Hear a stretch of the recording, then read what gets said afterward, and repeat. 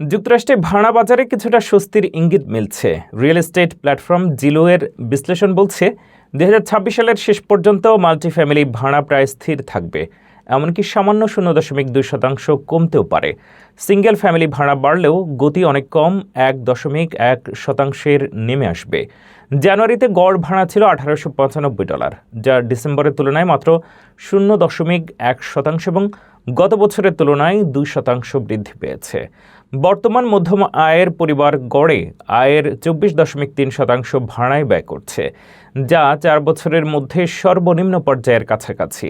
নতুন সুযোগ, স্থিতিশীলতা ও লিজে ছাড় সব মিলিয়ে এখন ভাড়াটিয়াদের জন্য বাজার আরও বন্ধুত্বপূর্ণ। অস্টিন, ডেনভার, মিনিয়াপোলিস এবং সল্ট লেক সিটির মতো শহরগুলোতে ভাড়া এখনও সাশ্রয়ী। বিপরীতে নিউ ইয়র্ক, মিয়ামি ও লস অ্যাঞ্জেলেসে খরচ এখনও অনেক বেশি। অর্থাৎ ২০২৬ সালে ভাড়া বাজারের ধীর বৃদ্ধি এবং ছাড়ের সুযোগ মিলিয়ে মধ্যবিত্ত ভাড়াটিয়াদের জন্য কিছুটা স্বস্তি এসেছে।